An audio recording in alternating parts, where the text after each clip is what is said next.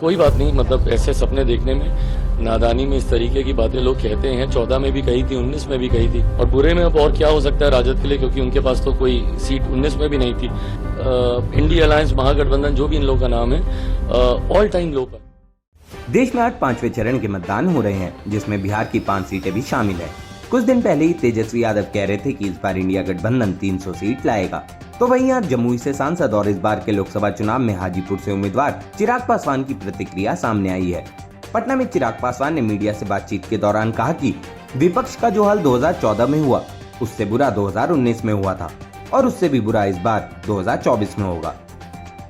बचपन से जब मैं राजनीति का रह भी नहीं जानता था, जब बचपन में बच्चों को घर के पते याद करवाए जाते थे, तब से हाजीपुर का नाम मेरे कानों में गूंजता था।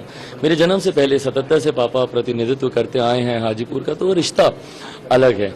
विकास और मेरे पिता का नाम पर्यायवाची रहे हैं हाजीपुर में। जो कार्य उन्होंने किए हैं उसको आगे बढ़ाने के संकल्प के साथ मैं निकला हूं। प्रयास रहेगा कि देश के सबसे विकसित लोकसभाओं में से हाजीपुर लोकसभा हो, इसी उद्देश्य के साथ आगे बढ़ रहा हूँ। जमुई में भी 10 साल का मुझे समय मिला और जमुई में 10 सालों में मैंने जमुई लोकसभा को 99 पायदान से पहले पायदान पर लेकर आए। नीति आयोग की रिपोर्ट इस बात को प्रमाणित करती है कि आकांक्षी जिलों की सूची में जो जमुई पहले 99 पर था, आज पहले पायदान पर है। तो ये अनुभव है कार्य करने का, और मानता हूँ कि हाजीपुर में इसी अनुभव के आधार पर कार्यों को धरातल पर उतारा जाएगा। कोई बात नहीं, मतलब ऐसे सपने देखने में, नादानी में इस तरीके की बातें लोग कहते हैं। 14 में भी कही थी, 19 में भी कही थी। 14 से बुरा हर्ष इन लोगों का 19 में हुआ, 19 से बुरा, और बुरे में अब और क्या हो सकता है राजद के लिए, क्योंकि उनके पास तो कोई सीट 19 में भी नहीं थी।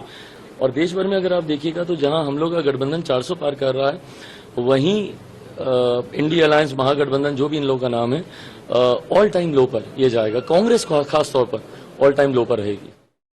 चुनाव के चलते पक्ष और विपक्ष दोनों ही एक दूसरे पर हमलावर हैं, जिसके चलते देखना दिलचस्प होगा कि किसको कितनी सीटें मिलेंगी।